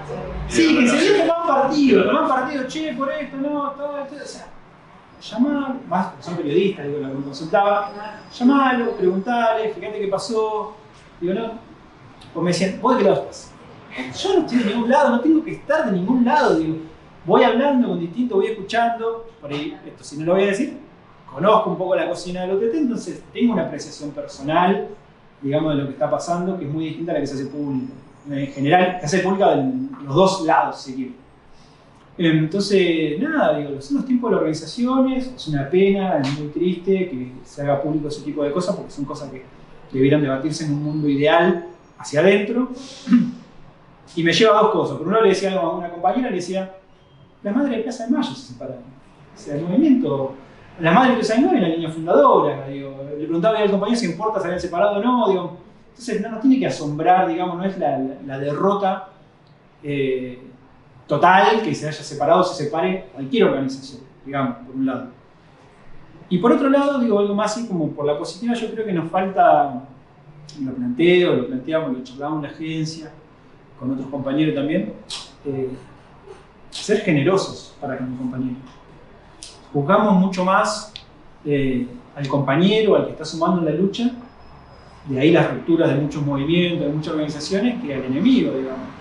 Yo he escuchado críticas terribles para con compañeros que mencioné hoy, que no voy a volver a mencionar, he escuchado críticas terribles, como si fueran el enemigo. Digo, yo puedo no estar de acuerdo con lo que dice, no puedo estar de acuerdo con la exposición pública, no puedo estar de acuerdo con su ego. Un compañero que está en la lucha, que está sumando, digamos. Entonces me parece en eso, a veces me vuelvo muy simplista, y discúlpenme que es lo antipolítico esto y lo anti... Yo a veces pienso si sumo o resta la lucha. Tal cosa, sumo o resta la lucha. Y ahí cuando me estoy volviendo un criticón de algunas cosas, o pierdo, creo, el sur, me digo, no, esto está sumando, yo no estoy de acuerdo, no haría eso, pero suma la lucha. Y me parece que nos falta eso. Una vez en Córdoba, había una charla y se estaba dividiendo el movimiento campesino, y un compañero, que era un compañero de un medio comunitario, me chicaneaba para que yo cuente, ¿no? Que diga, como que... Y le digo, no, yo no voy a hacer eso, no es menos en una charla así pública y demás. Y después cuando terminamos, le dije, bien, le digo, mira, tomamos una cerveza y charlamos de esto, pero no suma la lucha que yo cuente X cuestión, digamos. Y si a vos te interesa como periodista, te doy los teléfonos, los llamás a los compañeros, le preguntás, haces una nota, que es lo que tenemos que hacer, no tenemos que andar señalando con el dedo en la vida, diciendo, haz una nota, somos periodistas. ¿Por qué me fui del tema con esto? Porque no dormí la siesta, me fui del tema. Nada, me parece eso, yo creo mucho en la ética militante. Sí, por ejemplo, atado a la generosidad para con los compañeros, y por eso a veces soy crítico a los movimientos sociales también. Como decía, me marcó mucho 2001, me marcó mucho Darío y Maxi, entonces me parece que ahí se mezclan cuestiones de no ser generoso para con los compañeros sobre ciertas actitudes de la vida, y después de la ética militante, ¿cuál es el límite? Yo me pregunto, ¿cuál es mi límite? ¿Cuál es tu límite? ¿Qué límite tenemos? Bueno, hasta acá llego, esto no lo puedo pasar. Nada. En fin, sí.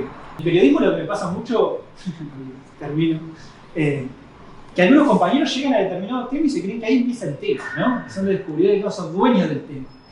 Y yo en un momento decía, ojalá que un montón de compañeros escriban sobre glifosato y no tenés que escribir más yo sobre, o otros compañeros en la agencia sobre glifosato, y lo mismo, ¿no? Yo no sé cómo es, eso no lo sé cómo es en la academia. Bueno, El ego, ¿no? esto, ser generoso en eso. A mí me encanta digo, cuando un compañero nuevo, digamos, de un medio cualquiera me pide un contacto. Sí, tomá todos, digo, hagamos, cuanto más nota hagamos, mejor. Y lo que estamos tratando de hacer ahora en la agencia, con Cítrica, por ejemplo, estamos queriendo hacer coberturas colaborativas.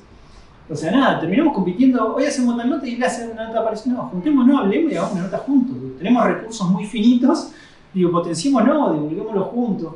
Y eso a algunos compañeros quizás, iba a decir de la vieja escuela, pero no es de la vieja escuela, a veces son compañeros jóvenes, digo, creen que ellos tienen que dar la primicia, ¿no? Digo, primicia en esto, digo, nos están por un lado bombardeando por todos lados, ¿qué primicia, digamos? Colaboremos, compartamos. Y así como digo eso, digo, hay un montón de medios comunitarios, populares, alternativos que cubren día a día un montón de luchas. El caso, justamente, del Pulón, Resistencia de Cuyamen, de Santiago Maldonado, los medios, los grandes medios, incluidos los progres, lo negaron durante mucho tiempo y lo impusieron los medios, no digo lo impusieron, los que primero lo reflejaron y mucho mejor lo reflejaron fueron los medios comunitarios, populares, alternativos. Iba a decir lo impusieron, no lo impusieron, lo que lo impuso fue la lucha de las comunidades, de la comunidad y de la movilización. De formación de esto, porque a veces dicen, no, lo impuso, lo pusimos en la agenda, no, nosotros no lo pusimos nada. Hay un dicho también en periodismo muy de la década del 90, que decía, los periodistas le damos voz a lo que no tienen nada, nosotros no le damos voz a nadie. Todos tienen voz, y nombre y apellido, y nosotros amplificamos, intentamos amplificar algo, pero no somos los portadores de algo, sino somos los puentes para transmitir otras cosas. Esto es todo un debate, en Cipreva es un debate, en un taller y no, o sea, ¿qué hace un periodista hablando sobre la lucha de Andalgalá? No, tiene que hablar la gente de Andalgalá. Bueno, pero de alguna manera son los visibilizadores de esos conflictos. Está bien, pero... Porque, digo, una cosa es lo que pasa en esta ciudad y lo que veníamos hablando hace un rato, el centralismo, y otra cosa es lo que pasa en el interior, que esta categoría también del interior, ¿no? Tiene un montón de connotaciones que no tienen visibilidad de lo que está pasando. O sea, muchas veces justamente el rol de los medios de comunicación es darle esa visibilidad que sabemos que falla por todos lados y que gracias a los medios comunitarios tal vez por ahí está mal dicho, bueno, le damos voz, pero viene de ahí, me parece, que es un rol, o sea, tienen un rol clave de dar a conocer o de visibilizar eso que muchas veces no llega a estos lugares que son las grandes ciudades. Porque acá se cocina todo en realidad. Eso es lo que pasa. La nota de Carrasco la hiciste vos, ¿no? O sea, no sé, se dice cubrir. Sí. Y Carrasco necesitó de un medio. Y se le dio voz, y era Carrasco. No sé si se entiende lo que quiero decir. Digo. Sí, a lo que yo voy es. Por eso, nosotros yo creo que. Ya un poco una cuestión más filosófica del periodismo.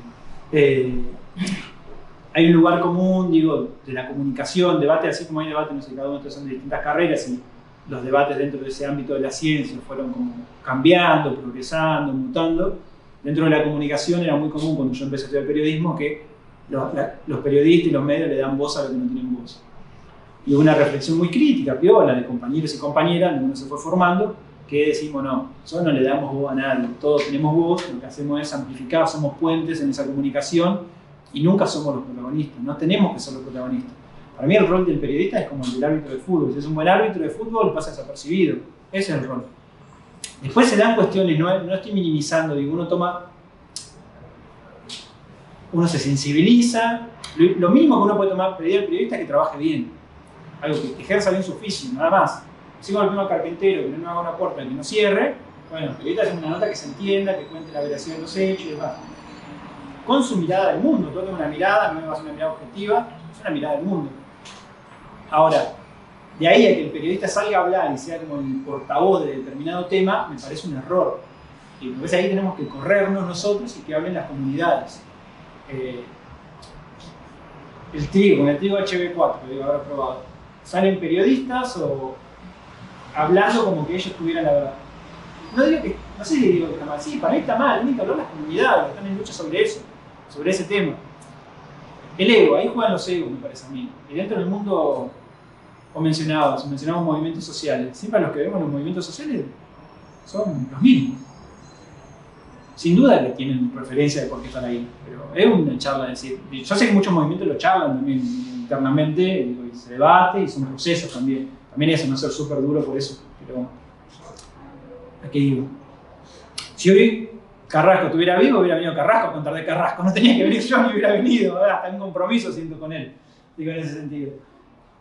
Y lo que yo lo charlaba más internamente con dos anécdotas. Una, compañero de Radio Azul en Parque Patricios una vez, pero me pasó con la tribu también, que yo participo de la tribu, colateralmente lo participo. Nada, también me llamaron, yo escribí una nota en Página o en Tierra Viva o en La Vaca y me llamaban para hablar de la nota. Y digo, no, llamá a la comunidad, más siendo un medio popular, digamos. Y escribo fumigación en Pergamino, llamá a la asamblea de Pergamino.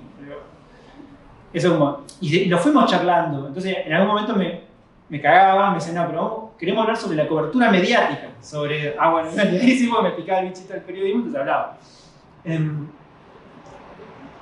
Y algo por la negativa, mostrando cómo se manejan los medios, como conté lo de Página, cuando empezó el conflicto, la represión del pueblo Comne en Formosa, me llama en ese momento el productor de Eduardo Aliberti, no sé si lo ubican, un periodista en su momento, no sé cómo estará ahora, si mucho no lo escucho por suerte, muy progre de izquierda en su momento. ¿Cómo? Y quedó grabado así, pero con él no me molesta. Y había sido la represión hacía 2 días. Y me llama el productor así como muy apurado y todo, y me dice, no, queremos hablar del tema. Y yo, ya con esta lógica, 2010. Y dije, bueno, te doy el teléfono de Félix Díaz. ¿Verdad? No, me dice, es que necesitamos a alguien que tenga ritmo radiofónico. Y yo le digo, cuando querés que la realidad se acomode a tus necesidades, ¿viste? Básicamente. Y ahí entré en la disyuntiva de decir, bueno, ¿hablo o no hablo? Porque y yo le dije, si no hablaba yo, me iban a sacar el tema. ¿No? O sea, como que no iban a hablar con el protagonista o los protagonistas de los hechos. Y ahí sí estaba haciendo una disyuntiva. Yo terminé saliendo, me arrepentí de salir, porque además fue cualquiera, me cortaron, cuando iba a hablar de la responsabilidad del gobierno nacional, me cortaron, 2010. Pero lo cuento como anécdota en esto de un medio comercial y que busca el impacto, algo no espero nada, digamos, pero sí para reflexionarlo y compartirlo con los compañeros. Nunca me pasó con un compañero, digamos, cuando Radio Sur o la tribu, no es que me llama por eso, porque no quiere un ritmo radiofónico, no, pero sino porque está en la lógica de que el periodista sale hablando de cosas. No, el periodista no tiene que hablar. Los científicos sí tienen que hablar para mí. Además de hacer hay que decir, tienen que salir porque además son una voz de peso más que nunca.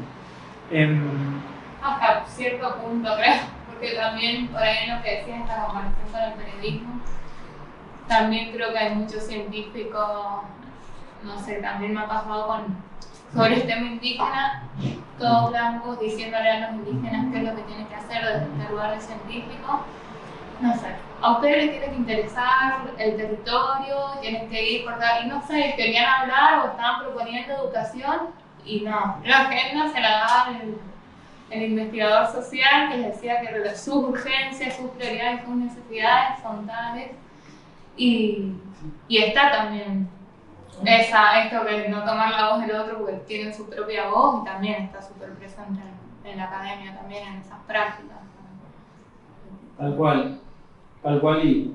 No sé hasta qué punto se tiene que hablar de la academia o de qué forma... yo digo si hay un conflicto, no sé, si vos investigaste una petrolera en determinada provincia y tenés estudios, salir a hablar y salir a hablar también como sale, a eso me refería. Pero me remito a otra cuestión que es como más meternos en un lío hasta ahora. Que a muchas comunidades, indígenas puntualmente, no sé si a muchas, algunas que conozco, les imponen por algunos lados diversos que hablen de feminismo, que hablen de género. Y es un debate. Para mí hay que debatirlo. Decimos que no tener una actitud paternalista, no tener una actitud colonial, y de golpe, no, vos tenés que hablar de feminismo. Vos sos machista, vos sos una comunidad machista, y de golpe te sale la compañera indígena y dice, mira, nosotros estamos debatiendo esto internamente, vos no tenés por qué meterte, sin ningún motivo. Y otro problema es que hay mucho financiamiento para tratar temas feminismo en las diversas causas que se les puedan imaginar. A nosotros en la agencia nos vinieron, te damos financiamiento si tratar de tema feminismo con una sección específica. No vamos a hacer. Solo intentamos tratarlo de una manera transversal que atraviese los distintos temas. Tenemos una mirada, puede ser equivocada, la debatimos, la charlamos. Hoy decimos eso, capaz que mañana hacemos una sección por otra cuestión, por una decisión editorial la podremos hacer, pero no porque un financiamiento nos va a condicionar eso. Y ahí también hay un temita, digo, de cosas que son, por a veces políticamente incorrecto hablar de cómo se imponen temas. Se habla de esto, hablar de colonialismo y después te imponer el tema de las comunidades. Es complejo. Me viene el nombre, porque no quiero dar ningún nombre. No, las mujeres empoderadas, pero se la metieron de ahí, de dentro del sector del CONICENTRO, eso no, tiene que trabajar tal tema. Entonces, claro, que incluso en lo académico terminaron dando prestigio. Como mientras más están estos cruces de situaciones, bueno, por ahí salió recién lo interseccional, pero en la academia termina siendo un prestigio el que labora con eso va a poner entonces. Es una, sí, lamentablemente yo creo que sí está esa lógica un poco. Y ahí está también esto. O te clausura. Sí, o hay, tal vez de otras maneras, no. Pero sí hay una imposición.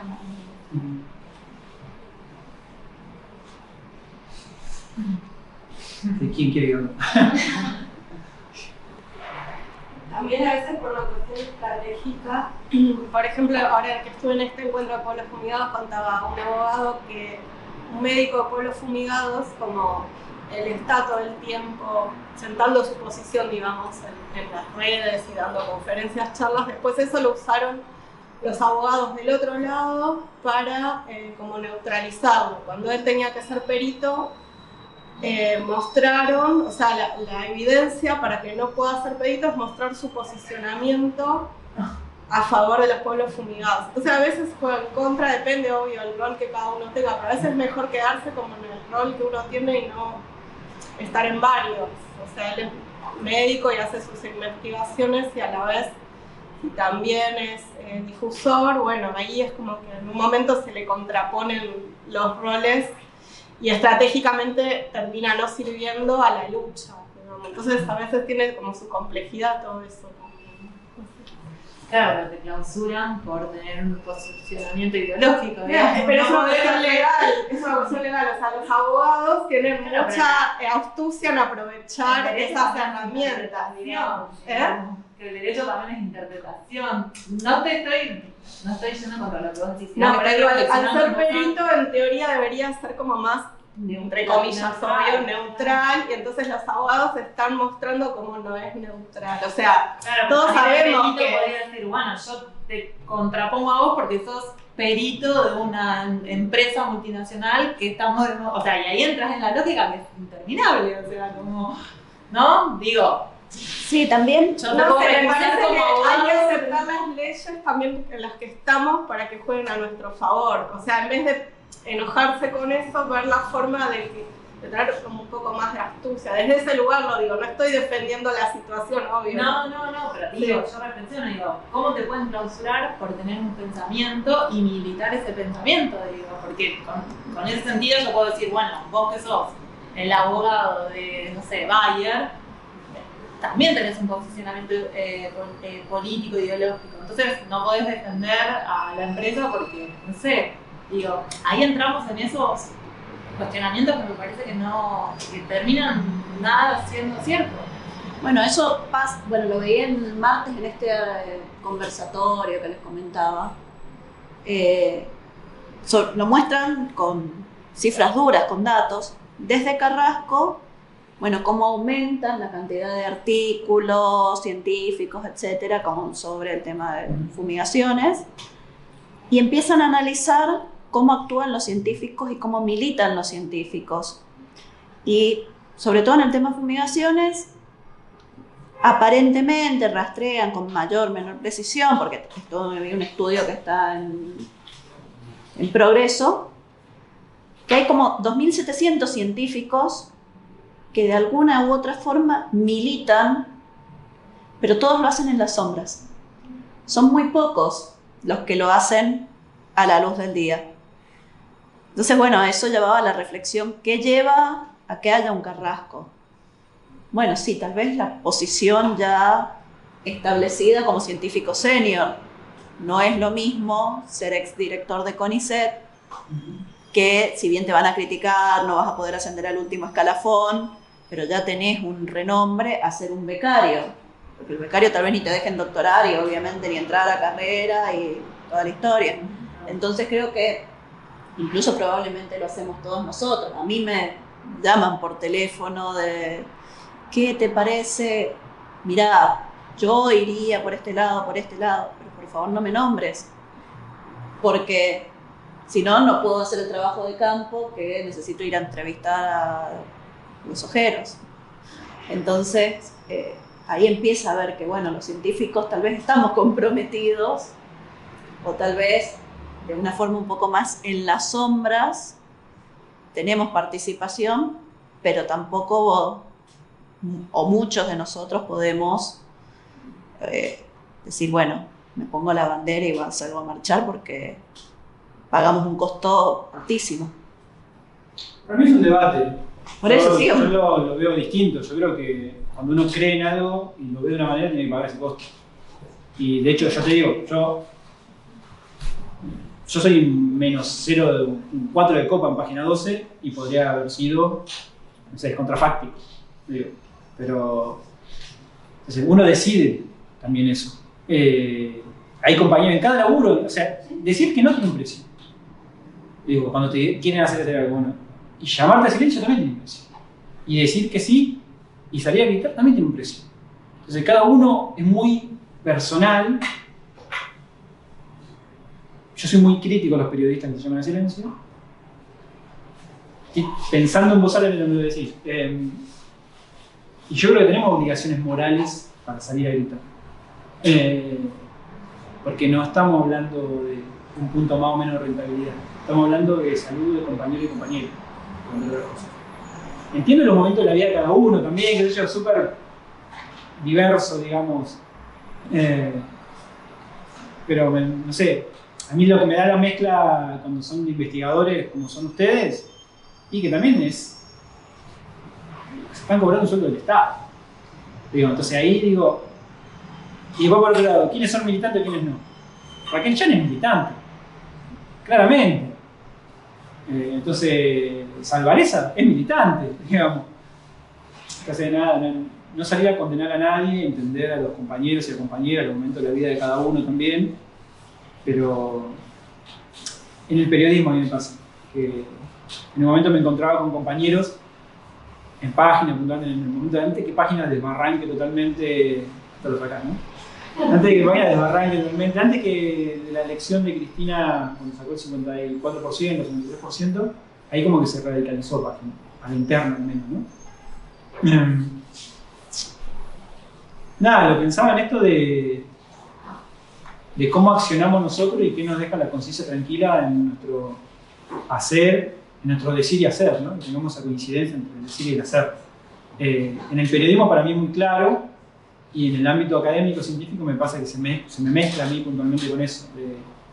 Lo que dijo Carrasco sobre el compañero, o no compañero investigador, porque nunca habló, que investigaba en los anfibios. O sea, ¿para quién investigás? ¿Para qué? Nada, no. Eso por un lado. Y lo que hablaba la compañera, yo me imagino quién era el abogado y quién era el científico. No, pero después te digo, va a ser que. Es muy fácil. Nada, esta es la generosidad, ¿viste? De decir, vos sabés por qué ese médico perito hace lo que hace, porque por ahí él sabe que no lo van a aceptar en causas y él está acumulando lucha, suma lucha, su poroto en otra cosa que uno no sabe. Lo hago en primera persona. A mí me han cuestionado porque en una nota en página puse agroquímico en vez de agrotóxico.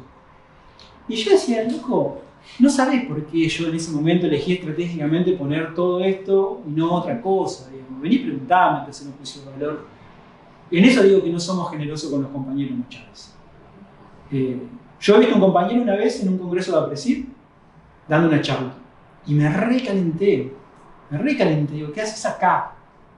Y por lo menos yo estaba escribiendo una nota sobre eso, estaba ahí escribiendo una nota, y antes de salir a escracharlo públicamente o hablar mal de él o suspicacias, le pregunté, Y él me contó, yo puedo estar de acuerdo o no, pero él me contó su explicación de por qué estaba ahí.